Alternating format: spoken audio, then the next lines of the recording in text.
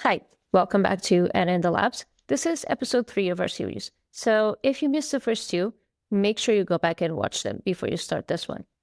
So for this one, we're going to pick right back up where we left off. We were talking to Nazari, one of our product managers here at CloudTalk. He was explaining the basic setup of an AI receptionist, and we were covering skills.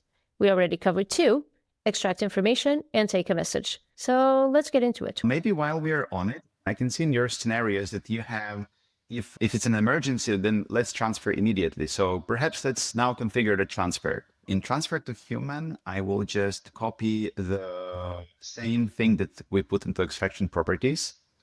How does the receptionist decide who to transfer the call to? This is a prompt. This tells voice agent what to look for. And this will cover the context and it will cover also the intention. It will try to understand what the caller is actually trying to resolve. So we have here a couple of symptoms when exactly the voice agent should consider transferring to a particular agent. So we can see when the caller mentions burst water heater, indoor flooding, we can even say or similar, but you have to be careful about or similar because now you're leaving it to voice agent to identify what it is. One important part here is that you can actually basically have the doorknob question, right? Like right before the transfer, you can ask the caller, do you really want to be transferred, to avoid unnecessary transfers? So you can select here an agent, or in this particular case, it could be a support group. You can break this down per department, or you can, if it can be that the person knows a particular name of an agent that they were talking to before. We have some of our customers who have here 15, 20 different branches of transfers. As long as the description doesn't overlap and doesn't introduce some kind of racing condition, then you're good to go. I see there that the context is shared with the human agent. And how fast is this context shared? Is this in real time? Basically, as soon as the call is transferred, when the phone is ringing on the agent's side, they will see in the application something that we call inside card. And this gives a little summary of the call and explains to human agent what has happened, caller name, and also you can prompt some custom fields to be extracted here as well. Ah, okay. This doesn't overlap with the extract information. Extract information is being pushed after the call is done. This is for the transfer. You can type something additionally. So you may also mention here urgency or sentiment, if the customer is angry or not. Actually, in this specific scenario, one of the things that I put here was that if there's an emergency, to ask for their zip code. I think it is important for your case because if it's an emergency, you will be probably reaching out to the person that is closest to this area. You may want to mention this information in here because this is the part where you're prompting the transfer. So you will say something like burst water heater, however, don't transfer without knowing the zip code first. We can put then instructions for AI, extract zip code. I'll just save this here.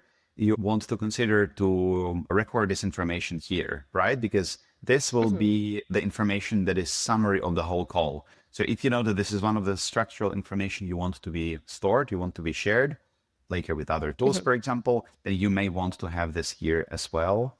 You'd also want to provide some additional help for the callers that are not having the emergency, but they have some low-key mild situations with their AC. You also want to outsource it to voice agent. And the way to do this is to create a troubleshooting guide. So what some of our companies are doing, they may have a technical documentation for their product or some kind of a Q&A or FAQ that they have on the website. So you can cover this by preparing list of scenarios, troubleshooting guide, and just adding this as a knowledge base. That's already what I did. Nice. Because to answer the questions, the agent needs the knowledge base, right? Without the knowledge base, it will not have that kind of agency to answer the question on its own. But if you will enable this skill in combination with the information that you will put into knowledge bases, the voice agent will look for a question to be answered and will try to provide an answer. There is a couple of things you can configure here. The most important thing is how do you want the voice agent to react when they don't know the answer? In some cases, you want the voice agent to be honest and say something like, I have certain information, but I don't have an answer to this particular question. In other cases, you may want voice agent to kind of defer to other skills and other things that voice agent can do. And the third option is to hand over to a person. This kind of works with the transfer to human skill as well here, but it's at this additional condition of when exactly to transfer to a person. In this particular case, we can also select, let's say, me, and I will click on save, and we will actually see that there is this little banner here that says, no question fallback is enabled. You don't have to add another rule here because you did the setup through answered questions. I was going to ask that question, and now it answered for me, or for you in this case. This is cheating. I was going to ask, so if we put that there, that we needed to transfer to a human because it doesn't know the answer, do we have to go back and actually set it up? No, it does it on its own. So you don't need to worry about it. Well, as you can see, the skills are working together. The same as take a message will actually extract that message. The skills are quite standalone in terms of they are self-sufficient. If, for example, if you wouldn't even have any of the transfer to human conditions here, by having that here, that's kind of the bridge there that makes the skills work together.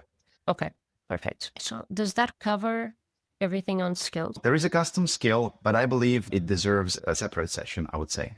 I think this would go into an intermediate session, because here what we're trying to build is something very, very basic that someone can just set up in a few minutes. So now we need to go into one of the most important parts, knowledge base. And that's for a different session.